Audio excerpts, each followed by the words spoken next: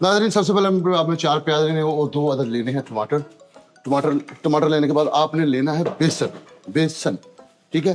अगर ये बेसन इसको आपने अच्छी तरह ਭਾਜੀ ਓਹੋ मैं बना रहा ना नहीं बना रहे बेसन।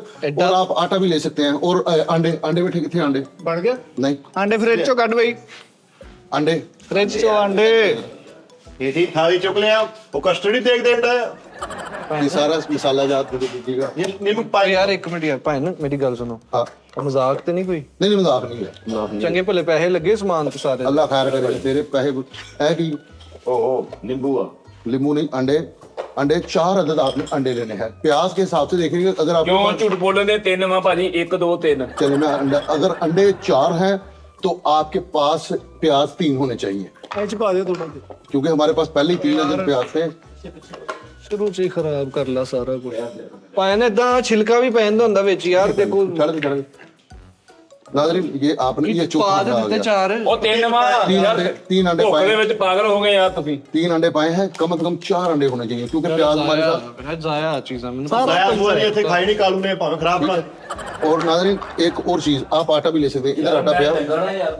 ਤੈਨੂੰ ਪਤਾ ਤਾਂ ਸੀ ਕਾਲੂ ਨੂੰ ਚੰਪਾਈ ਲਿਆ ਵਾਲੇ ਮੰਗਣ ਆਏ क्यों ਕਹਿੰਦੇ ਹਰ ਚਾ ਖਾ ਕੇ ਸਾਨੂੰ ਟੈਸਟ ਕਰਕੇ ਦੱਸਣੀ ਤੈਨੂੰ ਇੱਕ ਗੱਲ ਦਾ ਪਤਾ ਵਾ ਕਿਹੜੀ? ਭਾਈ ਫੈਸਲ ਦਾ ਐਡਾ ਵੱਡਾ ਮੂੰਹ ਆ, ਫੇਰਵਾ ਵੀ ਹੋ ਜਾਂਦਾ।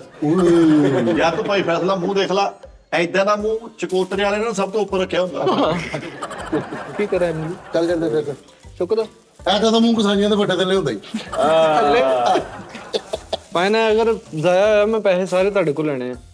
करूँ भाई हम ये रेसिपी बना रहे हैं, इन फालतू बंदे बाहर कर दे, तेरी मेहरबानी चल भाजी, ठीक है। ਆ ਜਾਓ ਬਿਸਮਿਲ੍ਲਾ ਕਰੋ। ਉਹ ਤੂੰ ਆਪ ਨਿਕਲ, ਉਹਨਾਂ ਨੇ ਇਹ ਕਿਹਾ ਵਾ अच्छी तरह मेल्ट करना नाज़रीन। मेल्ट करने के बाद मैं आपको बताता हूँ आटा। ਭਾਜੀ ਮੈਲਟ ਕਰ ਲਿਓ, ਲੇਕਿਨ ਫ੍ਰਿਜ ਦੇ ਉਤਲੇ ਖਾਨੇ ਜਿੱਡਾ ਮੂੰਹ ਆ। ਮਾਈਂਡ ਨਾ ਕਿੱਥੋਂ ਧੂਏ ਨਿਕਲਣ ਦੇ, ਕੀ ਗੱਲ ਆ? मतलब मेल्ट हर करके चीज ओके हो गया। आटा आपने मेल्ट करना है।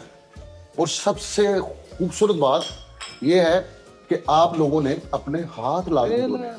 ਤੈਨੂੰ ਪਤਾ ਦਾਨਿਸ਼ ਭਾਨ ਫੈਸਲ ਨੂੰ ਬਚਪਨ ਦੇ ਵਿੱਚ ਕਿਤੇ ਲੈ ਕੇ ਨਹੀਂ ਜਾਂਦੇ ਕਿਉਂ? ਵਾਲ ਦਾ ਭਾਈ ਮੈਨੂੰ ਕੋਈ ਚੱਕਿਆ ਨਹੀਂ ਜਾਂਦਾ ਕਹਿੰਦੀ ਮੂੰਹ ਨਾ ਨਾ ਹੋਵੇ ਫੇਰ ਮੈਂ दूध ਚੁੱਕ ਲਾਂ। पकड़िएगा, दूध डालिएगा इसमें, दूध डालिएगा। ਤੈਨੂੰ ਪਤਾ ਭਾਜੀ ਆਠ ਨੂੰ ਯਾਰ पापा यार तेन मैं कहन दिया ਹੋ ਜਾਣੀਆਂ ਯਾਰ ਅੰਡੇ ਚ ਦੁੱਧ ਨਾਲ मैं तो कोई हर बेसन तेन पता तेन किसी गल का पता। ਉਹ ਬਣ ਕੀ ਲਿਆ ਵਾ ਯਾਰ ਗੰਦੇ ਹੱਥ ਯਾਰ ਉੱਤੇ ਗਲਵਸ ਤਾਂ ਪਾਓ, ਅਸੀਂ ਨਹੀਂ ਖਾਣੇ ਭਾਈ, ਤੁਸੀਂ ਇਕੱਲੇ ਹੀ ਖਾਓ। ਤੂੰ ਖਾਈ ਰਹੇ तेन ਆ प्यो का वास्ते तू खाई ना समझ आई। ਯਾਰ ਇਹ ਕੀ ਹੋ ਰਿਹਾ? ਬਸ ਸਾਰਾ ਸਮਾਨ ਤੁਸੀਂ ये ਖਰਾਬ नाज़रीन, ਕਰ ਰਹੇ ਹੋ। मैं सब तो पहले हाथ धोते हैं यार दाने। ਮਿੱਠੇ ਤੁਹਾਨੂੰ ਇੱਕ ਗੱਲ ਦਾ ਪਤਾ ਮਿੱਠਾ ਜੀ? ਕਿਹੜੀ ਭਾਈ ਫੈਸਲ ਦੀ ਡੇਲੀ ਇੱਕ ਸੂਤਰ ਧੌਣ ਥੱਲੇ ਜਾ ਰਹੀ ਮੂੰਹ ਦੇ ਭਾਰ ਨਾਲ।